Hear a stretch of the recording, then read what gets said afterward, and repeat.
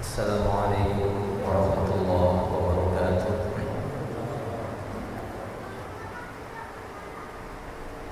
Innal hamdalillah nahmaduhu wa nasta'inuhu wa nastaghfiruh wa na'udzu billahi min shururi anfusina wa min sayyiati a'malina. Man yahdihillahu fala mudilla lahu wa man yudlil fala hadiya lahu. Asyhadu an la ilaha illallah wahdahu la syarika lah wa asyhadu anna Muhammadan abduhu wa rasuluh. Salawatullahi wa salamuhu ala nabiyyina Muhammadin wa ala ahli baitihi wa azwajihi wa ashabihi wa man tabi'ahum bi ihsanin ila yaumiddin.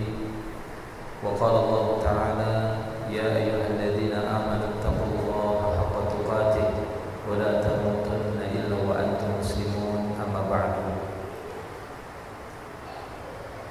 Fa ya ibadallah ma'asyiral muslimin, ikhwani fid din rahimani wa rahimakumullah jami'an. Alhamdulillah, kita panjatkan rasa syukur kehadirat Allah tabaraka wa ta'ala atas segala karunia dan nikmat-Nya.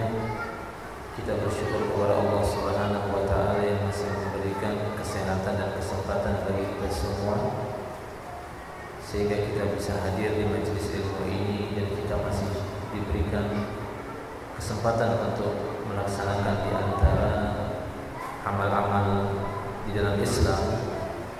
Dan kita bersyukur kepada Allah Subhanahu wa ta'ala yang telah memberikan limpahan karunia dan anugerahnya kepada kita semua, sehingga kita tetap berada di atas agama Allah Subhanahu wa ta'ala yang mulia ini. Kita akan melanjutkan apa yang pernah kita sampaikan dari pembahasan Aqidatul Tauhid dari sebuah kitab yang disusun oleh Syekh Shalih Fauzan, di mana terakhir telah kita sebutkan yaitu penjelasan tentang pentingnya mempelajari akidah dan mengetahui akidah yang benar di dalam Islam, karena sesungguhnya ini merupakan asas, merupakan fondasi di mana agama yang dimiliki oleh seseorang itu dibangun di atas akidahnya.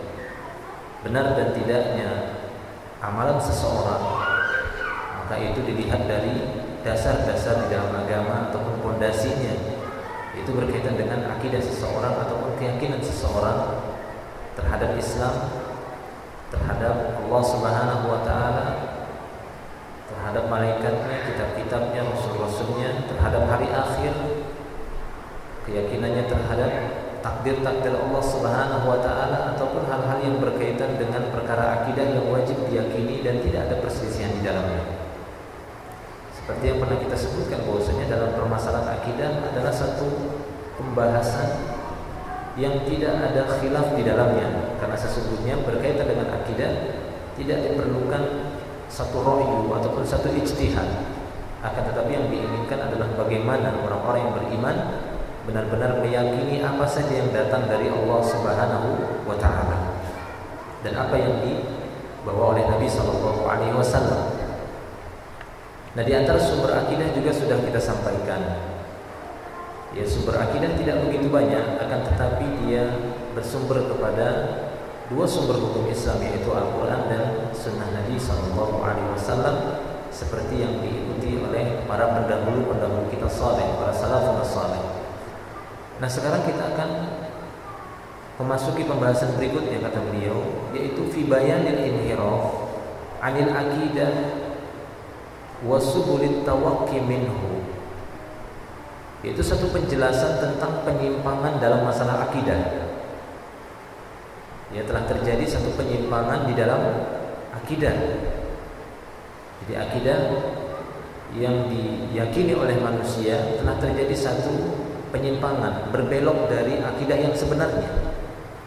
Sehingga di sini beliau berusaha untuk memberikan sedikit penjelasan tentang bahayanya ataupun sebab-sebab serta solusi dari inhiraf, dari penyimpangan-penyimpangan akidah yang didapati di tengah-tengah manusia, apakah semenjak dahulu di masa jahiliyah ataupun setelah diutusnya Nabi Muhammad SAW. Dia berusaha untuk menyampaikan nanti beberapa subulit tawaqqi, di antara jalan keluar ataupun solusi dari bentuk-bentuk penyimpangan akidah yang banyak dilakukan oleh manusia. Di sini kata beliau, kita ambil nasihat-nasihat dari Syekh Shalih Al-Fauzan di sini. Beliau mengatakan al-inhiraf 'anil aqidatis shahihah mahlakatun wa dhaya'un. Jadi penyimpangan dari akidah yang benar, akidah yang sahihah, ini merupakan satu bahaya besar. Ini merupakan satu kerusakan jika didapati ada satu penyimpangan dalam masalah akidah. Karena sesungguhnya seperti yang pernah kita sebutkan di awal, akidah merupakan asasnya, merupakan pondasi dalam agama ini. Karena sesungguhnya Nabi SAW mengibaratkan perkara agama ini ada pondasinya. Rasulullah SAW mempermisalkan agama ini seperti bangunan. Bunyal Islam. Islam ini dibangun. Islam ini dibangun. Jadi Islam itu ada bangunannya, ada pondasinya sebagaimana layaknya bangunan. Dia tidak akan kuat, tidak akan kokoh, dan tidak akan tahan lama jika tidak memiliki pondasi-pondasi yang kuat. Akan tetapi jika dia memiliki pondasi yang kuat, sehingga apa saja yang dibangun di atasnya dengan model dan bentuk apapun, karena sesungguhnya amal-amal di dalam Islam itu banyak, tapi tatkala pondasi itu tidak kuat sebagaimana layaknya bangunan, maka akan mengakibatkan bangunan itu akan mudah hancur, mudah rubuh dan yang semisalnya. Sehingga Rasulullah SAW menyebutkan Islam ini seperti bina, ada bangunannya. Bahkan Nabi SAW menyebutkan zirwatus sanami al-jihad. Puncak atapnya dari bangunan Islam itu adalah jihad. Tapi jangan dulu ke puncaknya, pondasinya sudah benar atau belum. Nah, seperti itu. Dirwatus sanami itu merupakan puncaknya, artinya atapnya dari bangunan Islam itu adalah jihad, sehingga terlihatlah bendera Islam dengan adanya jihad. Namun kita tidak langsung berbicara ke sana, karena sesungguhnya yang paling utama bagaimana pondasi-pondasi Islam itu dimiliki oleh setiap kaum muslimin. Nah, ikhwan fillah rahimani wa rahimakumullah wa iyyakum jami'an. Dan pondasi agama itu ada pada akidahnya, terletak pada akidahnya. Akidah sahihah ataukah dia akidah yang batilah. Sehingga kata beliau di sini, penyimpangan dalam masalah akidah yang benar ini mahlakatun wa dhaya'un. Ini satu kehancuran dan kebinasaan. Kenapa kata beliau? Li'annal aqidatas sahihah hiya dafi'ul qawi ilal amalin nafi'. Karena sesungguhnya akidah yang sahih inilah merupakan penopang yang kuat untuk melakukan amal yang bermanfaat. Akidah yang sahih inilah merupakan penopang yang kuat untuk mendapatkan amal yang bermanfaat, untuk mengantarkan kepada amal yang bermanfaat. Karena boleh jadi seorang ataupun boleh jadi kita dapati orang banyak beramal, akan tetapi tidak mendapatkan manfaat dari amalnya. Dia banyak beramal akan tetapi tidak menyelamatkan dia di dunia dan di akhirat. Maka amal ini tidak bermanfaat namanya. Allahumma inni as'aluka ilman nafi'an wa rizqan thayyiban wa amalan mutaqabbalan. Di antara doa Nabi sallallahu alaihi wasallam, beliau meminta kepada Allah Subhanahu wa taala agar diberikan ilmu yang bermanfaat, ilmu yang mengantarkan dia sehingga menjadi seorang yang tahu bagaimana beramal yang baik, beramal yang amalan mutaqabbalan, amalan yang bisa diterima, dan kalaupun dia bekerja maka dia mendapatkan rezeki yang thayyiban, mendapatkan rezeki yang baik. Maka di sini sehingga beliau mengatakan akidah yang sahihah ini merupakan hiya dafi'ul qawi ilal amalin nafi, merupakan penopang yang kuat untuk mengantarkan kepada amal yang bermanfaat. Sehingga kata beliau wal fardu bila aqidatin sahihah yakunu farisah lil awhami wasyukuki allati rubbama tatarakamu alaihi fatahjubu anhu ru'yatas sahihah lidurubil hayati sa'idah hatta tadiqu alaihi hayatuhu. Seorang yang tidak memiliki akidah yang sahihah, seorang yang tidak memiliki akidah yang benar, maka ini akan menjadi mangsa dari keraguan-raguan dan prasangka saja. Karena sesungguhnya manusia itu punya prasangka, punya dugaan-dugaan. orang yang tidak kuat keyakinannya, dia akan dimangsa dan dimakan oleh keraguan-keraguan yang dia miliki. Ya, dia akan dimangsa oleh keraguan-keraguan dan dugaan-dugaan yang dia miliki. Sehingga Nabi SAW juga dalam hadisnya menyebutkan, iyyakum wazzan, hati-hatilah kalian sebatas menduga-duga ataupun menyangka-nyangka, tidak boleh. Karena sesungguhnya Islam dibangun di atas keyakinan. Itulah dia Islam. Islam adalah satu din, satu agama yang dibangun di atas kekuatan keyakinannya yang benar terhadap Islam itu sendiri, terhadap Allah Subhanahu wa taala dan hal-hal yang diperintahkan oleh Allah Subhanahu wa taala. Adapun sebatas menyangka-nyangka, ini hanyalah sebatas perbuatan orang-orang di luar Islam. Lihat bagaimana ketika Allah Subhanahu wa taala menyebutkan di dalam Al-Qur'an tentang sekelompok manusia yang menyimpang akidahnya dalam masalah hari akhirat. Ya, dalam masalah hari akhirat. Seperti di dalam surat Al-Jathiyah. Di sana Allah Subhanahu wa taala menyebutkan tentang mereka. Apa kata mereka? Wa qalu ma hiya illa hayatuna dunya namutu wa nahya wa ma yuhlikuna illa ad-dahr wa ma lahum bidzalika min ilm wa ma lahum bidzalika min ilm inhum illa yazunnun. Mereka berkata, kata Allah Subhanahu wa taala, tidaklah kita hidup di dunia ini, ya. Wa qalu ma hiya illa hayatuna dunya namutu wa nahya. Jadi mereka berkata, tidaklah kehidupan kita di dunia ini hanyalah sebatas kehidupan di dunia saja. Ini keyakinan mereka. Jadi mereka enggak meyakini adanya hari akhirat. Ini kan berbeda dengan Islam. Tapi Allah Subhanahu wa taala menyebutkan bahwasanya ada orang yang seperti ini dan berkata demikian. Ma hiya illa hayatuna dunya. Tidaklah kehidupan ini melainkan ya di dunia saja, kata mereka. Namut wa nahya. Namut wa nahya. Wa ma yuhlikuna illa dahr. Kami mati, nanti hidup lagi. Mati, hidup lagi. Mati, hidup lagi.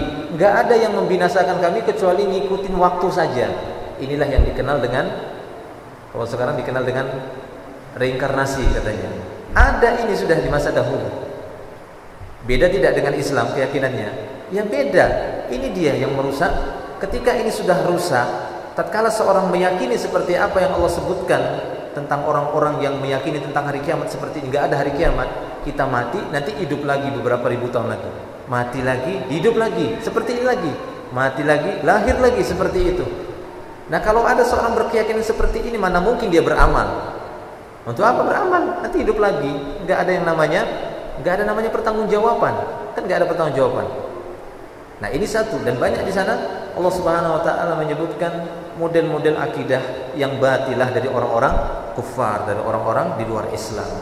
Sehingga disinilah pentingnya seorang mengetahui ya dengan benar tentang akidah yang sahihah yang datang di dalam Islam ini.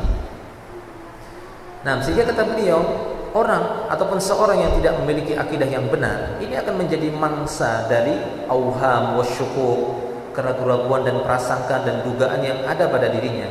Allati rubbama tatarakamu alaihi, yang terkadang prasangka demi prasangka, dugaan demi dugaan, keraguan demi keraguan, hari demi hari semakin tumpuk, menambah menumpuk.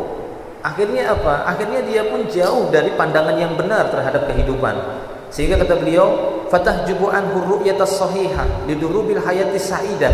Akhirnya dia pun merasa ya buta dengan satu pandangan yang benar terhadap kehidupan ini. Orang yang kalau memiliki akidah yang tidak tepat, akidah yang tidak benar, akhirnya apa? Cara pandang ataupun cara hidupnya ya itu akan jelas berbeda. Dia akan menempuh kehidupan ini sesuai dengan hawa nafsu dan sesuai dengan dugaan saja.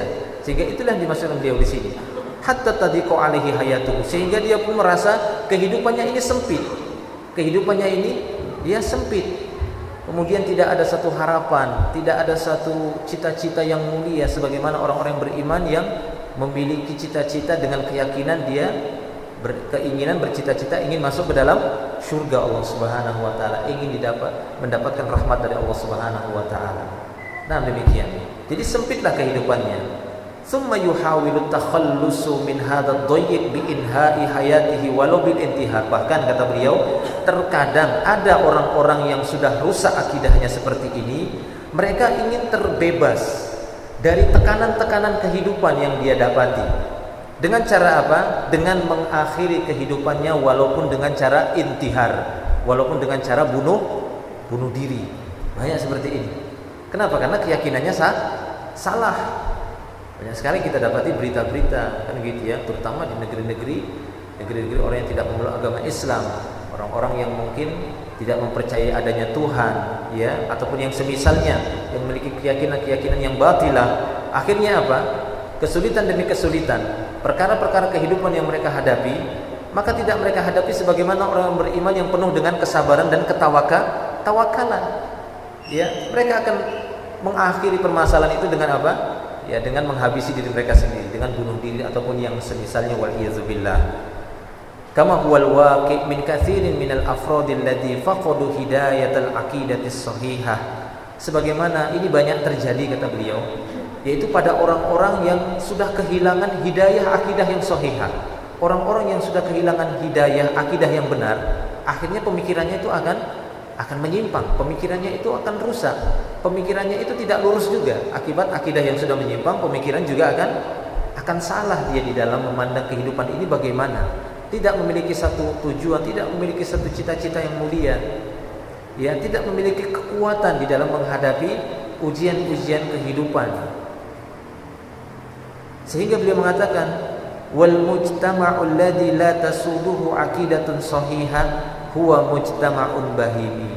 Nah, di sini beliau agak sedikit kan begitu ya, menjelaskan dengan tegas satu masyarakat, ya, satu masyarakat yang tidak dibimbing dengan akidah yang benar, maka masyarakat seperti ini bisa menjadi mujtama'un bahimi.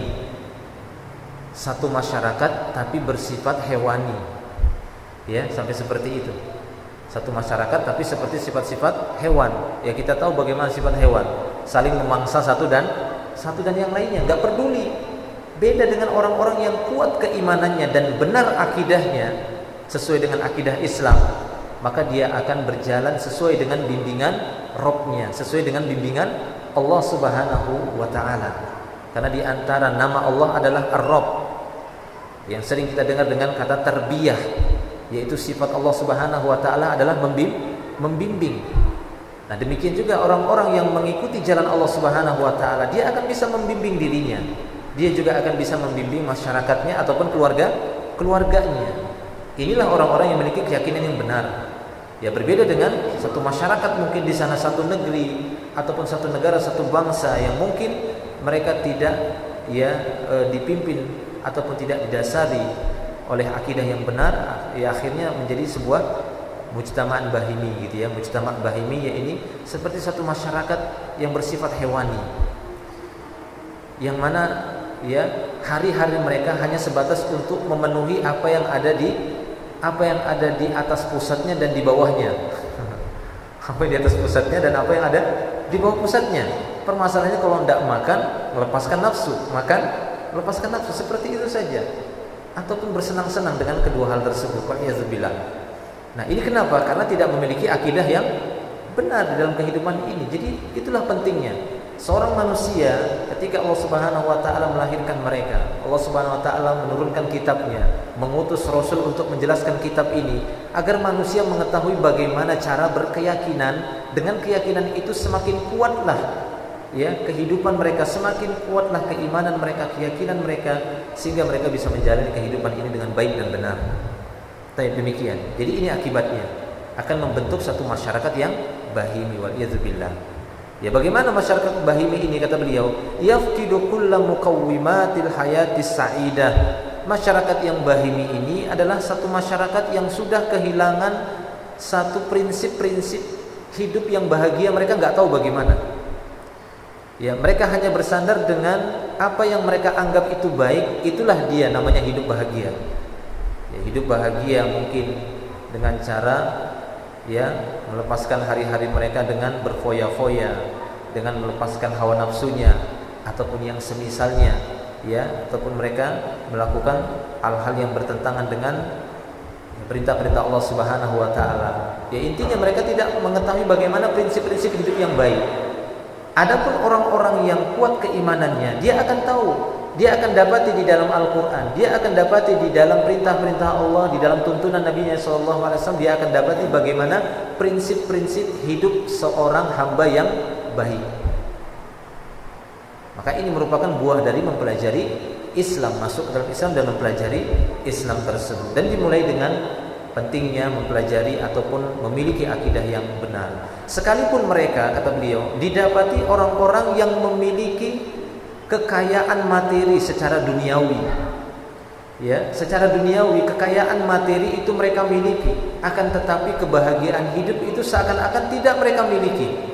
Walaupun kehidupan mereka itu bergelimangan harta, ya, bergelimangan dengan kekayaan, tapi mereka tidak merasakan bagaimana bahagianya. Seorang itu mungkin dia terasa bahagia, walaupun yang bisa dia makan hanya sepotong roti dalam sehari saja, tapi dia merasa sangat bahagia. Kenapa? Karena keyakinannya, ya, karena keyakinannya, bukan hanya semata-mata harganya, mungkin harganya biasa saja, tapi begitu gembiranya dia menyantap sepotong roti itu walaupun sekali sehari. Kenapa? Karena dia yakin inilah yang terbaik yang datang dari Rabb-Nya untuk dirinya. Inilah yang terbaik yang datang dari Allah Subhanahu wa taala, dan dia yakin tidak mungkin Allah Subhanahu wa taala menzalimi hamba-hambanya jika hamba-hambanya itu menjadi orang-orang yang baik, orang yang bertakwa, orang yang saleh. Hanya saja dia mengetahui ini merupakan ujian. Dia lebih mendahulukan kehidupan akhirat sebagaimana yang banyak Allah Subhanahu wa taala sebutkan di dalam Al-Qur'an. Lebih mengedepankan kepentingan akhiratnya. Adapun masalah di dunia, ya, adalah satu permasalahan yang sebatas dia ambil sebatas kecukupannya saja. Namun dalam perkara ibadah dia tidak bisa mengatakan secukupnya saja. Dalam perkara ibadah dia semakin kuat keyakinannya akan semakin baik dan semakin kuatlah amal ibadahnya. Nah, demikian ikhwani fillah rahimani wa rahimakumullah wa iyyakum jami'an. Dan kita dapati mungkin ada seorang yang memiliki satu meja hidangan yang penuh dengan makanan. Padahal mungkin dengan 1-2 jenis makanan saja sudah nggak sanggup lagi, nggak bisa ada seorang itu menghabiskan makanan satu meja, gitu ya. Tidak ada kan begitu ya. Jadi yang namanya nikmat itu kan hampir sama, yang namanya masalah makanan itu kurang lebih hampir sama lah, sama-sama kenyang. Apakah ada yang namanya mungkin seorang raja lah kan gitu ya, dihidangkan makanan mungkin lebarnya sampai meteran gitu, semua makanan, segala jenis makanan yang enak, paling berapalah yang dia makan? Sama atau tidak dengan seorang yang mungkin hanya mendapatkan beberapa potong roti, sama-sama bisa menegakkan tulang punggungnya. Lalu apa bedanya? Bedanya adalah pada akidah dan ibadahnya. Itulah yang membedakan kenikmatan seseorang. Tatkala dia beribadah, merasa nikmat beribadah kepada Allah, kemudian kuat keyakinannya kepada Allah Subhanahu wa taala, sehingga segala sesuatu yang hadir di hadapannya, apapun yang dia dapati, dia bisa menghadapinya dengan penuh ketenangan, ya, dengan penuh kesabaran, dengan penuh i'timad, ketawakalan kepada Allah Subhanahu wa taala. Nah, demikian. Adapun orang-orang yang tidak memiliki akidah yang benar, sekalipun mereka memiliki harta yang melimpah ruah, tapi itu tidak akan bisa membahagiakan mereka sampai mereka memiliki akidah yang benar sesuai dengan akidah yang telah turun dari Allah Subhanahu wa taala. Seperti yang terjadi kepada masyarakat jahiliyah terdahulu. Apa yang terjadi kepada mereka? Ya, tidak didapati kebahagiaan hidup bagi mereka. Yang didapati ya hanya sebatas kebodohan saja. Ya, mereka bertindak ataupun bertingkah laku sesuai dengan kebodohan mereka. Waliyazbillah.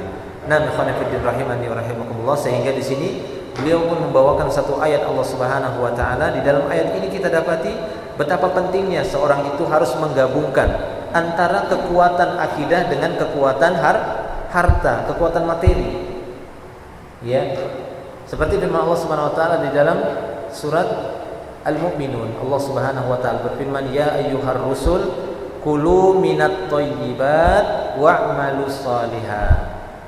Ini kepada Rasul saja diperintahkan demikian, gitu. Ya ayyuhar rusul, wahai kalian para rasul, kulu minat thayyibat, makanlah dari yang baik-baik. Wa'malus shalihat, dan beramalah dengan amalan yang saleh. Sehingga dari sini bisa kita dapati bahwasanya satu keyakinan yang benar, ya, satu keyakinan ataupun satu akidah yang benar Ini bisa ya menjadi lebih kuat lagi ataupun lebih sempurna tatkala ditopang atau dibantu dengan kekuatan materi. Ini bisa. Tapi ingat bahwasanya kekuatan materi bukanlah satu-satunya. Ini hanya sebatas wasilah saja, hanya sebatas satu perantara saja. Nah, demikian. Sehingga bukanlah yang dijadikan ya patokan itu kekuatan materinya. Apabila ada orang-orang yang memiliki kekuatan materi, satu negara memiliki kekuatan materi, kan begitu ya. Kemudian kita katakan inilah dia namanya negara kuat. Belum tentu. Betapa banyak kita dapati kisah-kisah orang soleh sebelum kita, terutama di masa Rasulullah, para sahabat, ya. Bukanlah kekuatan sebatas kekuatan persenjataan saja yang memenangkan mereka, tapi apa? Tapi keyakinan mereka itu sangat kuat kepada Allah Subhanahu wa taala. Ya, kuat sekali sehingga dengan jumlah yang sedikit, persenjataan yang lebih minim dibandingkan lawan-lawan mereka, musuh-musuh Allah yang jumlahnya lebih besar, kemudian perlengkapan senjatanya lebih komplit, tapi bisa dipukul mundur oleh kaum muslimin. Apa sebabnya ini? Ya, apakah dengan jumlah dan kekuatan materi yang mereka miliki saja sebatas itu? Tidak, tapi keyakinan mereka itulah yang menjadikan ya kemenangan bagi mereka, pertolongan dari Allah Subhanahu wa taala. Nah, demikian ya ikhwan fillah rahimani wa rahimakumullah wa iyyakum jami'an. Sehingga kata beliau di sini ya bahwasanya faqwatul aqidah yajibu alla tanfaqu 'anil quwwatil madiyah. Jadi kekuatan akidah itu memang tidak bisa terlepas dari kekuatan materi. Ya. Fa in fakkat anha bil inhirafi ila al aqaidil batilah saratil quwwatul madiyah wasilata damar wa inhidar. Tapi kalau didapati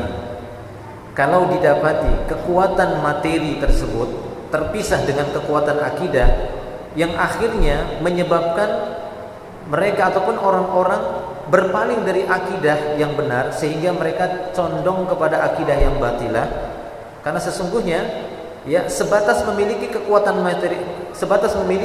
materi saja kemudian tidak memiliki kekuatan akidah, ini bisa mengantarkan mereka kepada kebinasaan dan kehancuran. Jadi hanya bersandar dengan kekuatan materi saja. Ya seperti yang dilakukan oleh orang-orang non-muslim kan begitu ya. Kekuatan mereka itu kan hanya bersandar kepada kekuatan materi mereka saja, kepada alatnya, hanya kepada itu saja. Akan tetapi mereka tidak memiliki kekuatan keyakinan terhadap Allah Subhanahu wa taala. Nah, jadi ini harus digabungkan kan begitu ya, tidak hanya sebatas seorang yakin tapi tanpa usaha, tidak benar seperti ini ya. Jadi orang yang yakin itu maka dia akan menjalani usaha-usaha untuk lebih menguatkan keyakinannya, untuk membuktikan keyakinannya. Dia yakin kan begitu ya, kemudian mungkin di sana ada perintah berjihad, maka dia harus berusaha dengan semaksimalnya, karena memang seperti itu perintahnya. Fattaqullaha mastata'tum, bertakwalah dengan ya semaksimalnya apa yang kalian mampu. Bukan dengan saya yakin ya sudah, kalau memang Allah memenangkan ya menang, kalau enggak ya sudah, enggak ada usaha. Bukan seperti itu. Tapi justru keyakinan yang benar itu akan mengantarkan seorang usahanya juga benar, begitu ya. Walaupun dia akan kelihatan jauh di bawah dari musuh-musuh Allah Subhanahu wa taala, karena sesungguhnya pertolongan itu akan datang dari Allah Subhanahu wa taala bagi orang-orang yang memiliki keyakinan yang benar. Nah, ikhwanifiddin rahimani wa rahimakumullah wa iyyakum jami'an. Kemudian setelah beliau tadi memaparkan bagaimana pentingnya mengetahui akidah yang sahihah dan kehati-hatian kita terhadap penyimpangan terhadap akidah, di sini beliau akan sedikit memaparkan, mungkin kita sebutkan beberapa poin, nanti pada pertemuan berikutnya akan kita sebutkan ya sambungannya. Di sini beliau akan menyebutkan beberapa sebab-sebab yang menjadikan orang-orang itu menyimpang dalam masalah akidah. Karena ini merupakan perkara yang harus diketahui dan nanti beliau akan memberikan sedikit solusinya. Nah, di sini beliau mulai menjelaskan apa sebab-sebabnya. Kata beliau, wal inhirafu 'anil aqidati shahihah lahu asbab. Tajibu ma'rifatuha wa ilajaha wa ilajuha wa min ahammiha. Jadi penyimpangan terhadap akidah yang benar ini memiliki sebab-sebab, ada sebab-sebabnya, dan wajib bagi kita semua untuk mengetahuinya dan mengetahui apa solusinya. Dan di antara perkara yang paling kelihatan sebagai sebab penyimpangan akidah adalah Yang pertama kata beliau, al-jahlu bil aqidatis sahihah bisababil i'radi an ta'allumiha wa ta'limiha aw qillatil ihtimami wal inayati biha hatta yansha'u jailun la ya'rifu tilkal aqidah wa la ya'rifu ma yukhalifuha wa yudadduha. Jadi sebab pertama yang paling banyak terlihat yang menyebabkan akidah manusia itu menyimpang adalah al-jahl, disebabkan kebodohan. Ya, al-jahlu bil aqidatis shahihah, yaitu jahil dalam masalah akidah yang benar. Ini jahil dia. Dan apa akibatnya? Apa sebabnya dia nggak tahu mana akidah yang benar, mana akidah yang batil? Dia nggak tahu. Disebabkan karena dia sendiri enggan. Ya, dia sendiri merasa enggan untuk mempelajari akidah yang benar dan merasa enggan untuk mengajarkan kepada orang lain. Au qillatil ihtimam, ataupun minim sekali perhatian terhadap akidah yang benar. Karena banyak sekali orang mengatakan, tidak mungkinlah sekarang ada orang berbuat syirik. Ini keliru perkataan seperti ini. Kan begitu ya? Kalau tidak mungkin berarti ya ayat ini tidak berlaku sampai hari kiamat. Hanya berlaku dulu di masa Rasulullah SAW. Nah, jadi keengganan manusia mempelajari akidah yang benar dan mengajarkannya, ataupun minimnya semangat mereka, kurangnya semangat mereka, perhatian mereka untuk mempelajarinya, sehingga apa kata beliau? Sehingga akan muncullah generasi-generasi yang tidak memahami akidah yang benar. Akan muncul generasi-generasi yang tidak paham tentang akidah. Muncul generasi-generasi berikutnya yang menggantikan mereka, enggak paham akidah dan tidak tahu hal-hal yang bisa merusak akidahnya. Mereka melakukan sesuatu tapi mereka nggak tahu sebenarnya itu adalah perkara dan perbuatan yang merusak akidah mereka, dan yang perkara yang bisa mengeluarkan mereka dari agama Islam. Sehingga di dalam satu riwayat Umar bin Khattab, Umar ibn al-Khattab radhiyallahu anhu, beliau mengatakan, innama tunqadu urul Islam urwatan idza nasha'a fil Islam man la ya'riful jahiliyah. Ini perkataan Umar ibn Khattab. Innama tunqadu urul Islam, sesungguhnya tali kekuatan Islam itu bisa terlepas sehelai demi sehelai. Jadi Umar itu mengibarkan Islam ini seperti satu ikatan, beberapa utas tali yang banyak kemudian diikat. Nah, ikatan Islam ini bisa terlepas sehelai demi sehelai. Kapan ini? Ketika di dalam Islam ini muncul generasi-generasi yang tidak paham tentang perkara jahiliyah. Enggak tahu apa itu jahiliyah. Masyarakat jahiliyah itu kerusakannya apa? Ini enggak diketahui. Maka Islam ini ikatannya itu akan terlepas sehelai demi sehelai. Kalau yang muncul itu generasi yang enggak paham jahiliyah, sehingga mempelajari, kata para ulama, sesungguhnya kita mempelajari perkara-perkara jahiliyah, kita mempelajari gaya hidup orang-orang jahiliyah bukan untuk meniru dan mengikutinya, akan tetapi tujuannya adalah untuk menjauhinya. Itu sebenarnya itu yang dimaksudkan oleh Umar bin Khattab. Bukan berarti kita harus mempelajari akidah jahiliyah dong. Iya, kita pelajari tapi untuk kita waspadai dan kita ingatkan kepada manusia. Ini termasuk perbuatan dan perkara jahiliyah. Ini termasuk keyakinan jahiliyah yang sudah ditinggalkan oleh Rasulullah, yang dahulunya ada di masa Rasulullah, kemudian beliau meninggalkan keyakinan seperti ini. Nah, kalau ini tidak diketahui oleh generasi-generasi berikutnya, maka dikhawatirkan mereka melakukan perkara-perkara jahiliyah tersebut, keyakinan jahiliyah tersebut. Waliyadzubillah. Nah, sehingga inilah yang menyebabkan kekuatan Islam itu semakin lama makin melemah, tatkala generasi-generasi yang muncul nanti nggak paham apa itu akidah. Dia tidak paham apa akidah sahihah, dan dia tidak paham apa itu akidah yang batilah. Akidah yang menyimpang. Dia hanya memahami bahwasanya seperti itulah Islam saja, kan begitu ya. Ataupun yang semisalnya secara umum saja. Padahal di sana ada perkara yang paling penting dan merupakan perkara fundamental, perkara yang sangat urgen sekali, merupakan asas di dalam agama Islam itu sendiri, yaitu bagaimana mereka membentuk satu keyakinan di dalam hatinya yang benar sesuai dengan apa yang diajarkan oleh Allah Subhanahu wa taala dan apa yang diberikan oleh Nabi sallallahu alaihi wasallam. wasallam. Nah, demikian ikhwan fillah rahimani wa rahimakumullah wa iyyakum jami'an. Itu dulu yang bisa kita sampaikan dalam pertemuan kali ini.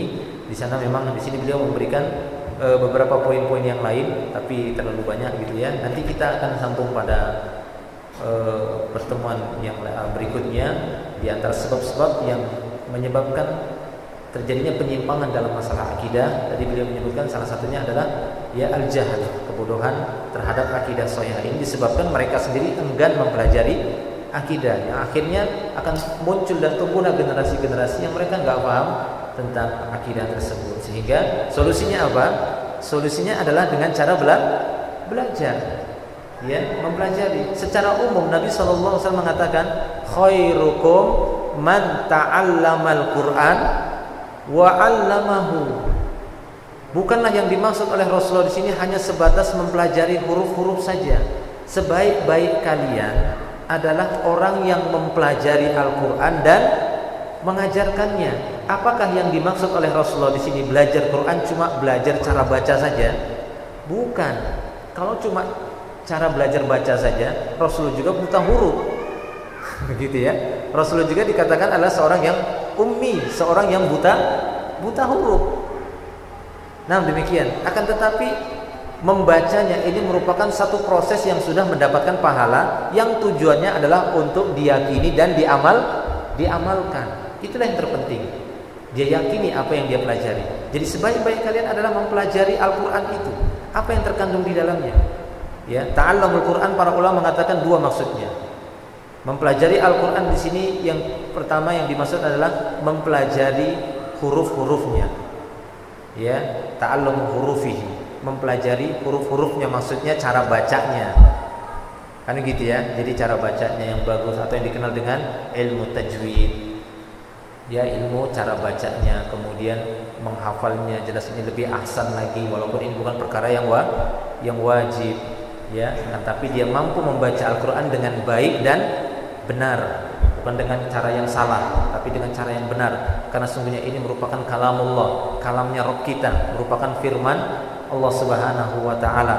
Kalau seandainya ada seorang raja atau seorang presiden menyampaikan satu kalimat, tolong sampaikan kalimat saya ini kepada rakyat saya, kan gitu ya, kepada daerah sini, sampaikan ini, bahwasanya saya akan menaikkan gaji misalnya. Kemudian dia datang kepada orang yang dipesan tadi, bahwasanya raja berpesan, presiden berpesan, ya, dia mengatakan saya akan menuyukkan gaji.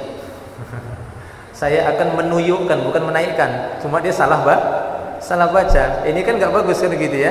Nah, seperti itu. Apalagi kalau yang dibaca itu firman Allah Subhanahu wa taala. Harusnya dia baca Rabbul Alamin, dia baca Rabbul Alamin, ataupun yang semisalnya merubahnya kan gitu. Jadi ini yang dimaksud ta'allumul Qur'an. Khairukum man ta'allamal Qur'an, ya ini mempelajari huruf-hurufnya. Artinya cara bacanya. Yang kedua, ta'allumu ma'anihi, mempelajari makna-makna Al-Qur'an yang dikenal dengan ilmu tafsir. Ada ilmu tajwid, ada ilmu tafsir. Dan apa tujuannya ilmu tafsir ini? Adalah untuk mengetahui dan menyingkap makna di dalamnya, sehingga kita nanti bisa memahami apa maknanya, meyakininya, kemudian bisa mengamalkannya, mengaplikasikannya dalam kehidupan kita. Allahu a'lam bishawab. Ini dulu ya, kita cukupkan. Nanti akan kita sambung di antara sebab-sebab penyimpangan akidah yang terjadi di tengah manusia. Namun kita baru menyebutkan satu, dan yang selainnya nanti kita sebutkan pada pertemuan yang berikutnya. Allahu a'lam bishawab. Ya, mungkin ini saja. Kalau ada yang bertanya silakan.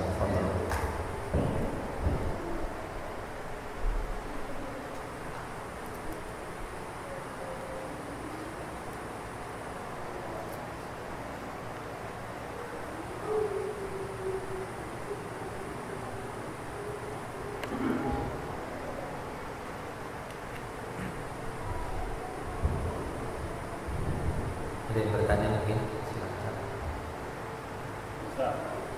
Ya. Tadi dijelaskan salah satu yang adalah suatu perbuatan menjadi tidak bermanfaat karena kerjanya kurang. Bagaimana dengan niat?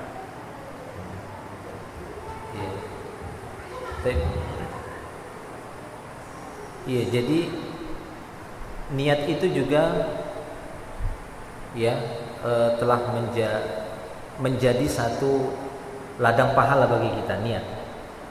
Niat itu juga menjadi satu ladang pahala, karena sesungguhnya di dalam beberapa riwayat hadis kan kita dapati barang siapa yang berniat untuk melaksanakan satu kebaikan gitu ya, man hamma bi hasanatin, barang siapa yang bertekad kuat ataupun berniat ingin melakukan satu kebaikan, falam ya'malha, dan dia belum mengamalkannya, maka Allah Subhanahu wa taala menuliskan satu pahala untuknya. Kan gitu ya, satu pahala. Itu masalah niat. Dan barang siapa yang berniat ingin melakukan satu kejahatan, maka Allah tidak menulisnya sampai dia melakukannya. Tapi kalau dia sampai meninggalkannya akan dituliskan satu pahala. Kalau dia meninggalkan niat buruknya tadi karena Allah, dia dapat satu pahala. Nah, jadi bagaimana dengan niat gitu ya? Jadi akidah ataupun niat ini merupakan amal qalbi, merupakan amalan hati. Akidah itu juga merupakan amalan hati. Seorang berkeyakinan ini, berkeyakinan itu, keyakinan ini dan keyakinan yang lainnya yang disebutkan di dalam Al-Qur'an. Adapun niat itu merupakan salah satu di antara amalan-amalan hati adalah niat. Karena di sana banyak amalan-amalan hati. Ya, akidah di antaranya, kemudian tawakal, sabar, roja, rasa harapan, ya, hubbu, mahabbah, cinta, ya, bughdu, benci. Itu amalan hati semua. Ya, itu merupakan amalan hati. Nah, niat ini salah satu di antara sekian banyak amalan hati. Sehingga niat itu merupakan ya pekerjaannya hati, bukan pekerjaannya anggota tubuh ataupun bukan pekerjaannya lisan. Ya, bukan pekerjaannya, tapi dia pekerjaan hati. Kenapa? Karena terbukti dari hadis Nabi tadi, seorang yang hanya berniat walaupun tidak dia ucapkan, dia sudah mendapatkan satu pahala. Ya, dia berniat keburukan walaupun belum dia ucapkan, belum ditulis sama Allah. Sampai kapan? Sampai dia lakukan. Kalau dia sudah lakukan, dicatatlah satu dosa. Tapi kalau dia memang berniat membatalkannya karena takut kepada Allah Subhanahu wa taala, dia tinggalkan niat buruknya tadi, dia dapat satu pahala. Jadi ini terbukti bahwasanya niat itu pekerjaan hati, bukan pekerjaan lisan. Ya, Rasulullah sallallahu alaihi wasallam mengatakan dalam satu hadis, akhwafu ma akhafu alaikum syirkul asghar, yang paling aku takutkan menimpa kalian syirik asghar, syirik kecil, bukan syirik besar, syirik kecil. Ketika ditanya apa itu syirik kecil wahai Rasulullah, ar-riya. Ya, ar-riya, apa itu riya? Seorang yang mengerjakan sholat tapi niatnya ingin dipuji oleh manusia, ingin dilihat orang. Kalau ada seorang yang sholat, dia mengatakan saya sholat isya lillahi ta'ala, benar untuk Allah. Ini lisannya ya. Tapi tatkala dilihat hatinya, ternyata dia pingin sholatnya itu dilihat orang. Sekarang ya, yang menjadi patokan ukuran dari amal sholatnya, hatinya atau lidahnya? Kan gitu ya. Padahal lidahnya mengatakan lillahi ta'ala, saya sholat ini. Ya. Misalnya dia mengatakan usolli fardul isya, misalnya saya sholat isya ini karena Allah lillah, tapi hatinya ternyata itu ada si fulan lah, saya bagus-bagus sedikit ya, agak khusyuk gitulah. Inilah dia riya, kata Rasulullah, yang dikhawatirkan. Ini dia namanya syirik asghar, yang mana syirik itu merupakan dosa yang paling besar. Nah, demikian. Jadi intinya adalah bagaimana kita mampu manajemen hati ini gitu ya. Nah, itulah dia tempat akidah. Jadi memang hati ini beramal juga. Niat yang merupakan salah satu di antara sekian banyak amalan hati. Allahu a'lam. Sudah masuk waktunya ya? Cukup Pak ya, insyaallah. Ya, mungkin ini saja yang bisa kita sampaikan. Semoga menjadi tambahan ilmu yang bermanfaat untuk kita semua. Wa akhiru da'wana alhamdulillah. Subhanakallahumma bihamdika asyhadu an la ilaha illa anta astaghfiruka wa atubu ilaik. Assalamualaikum warahmatullahi wabarakatuh.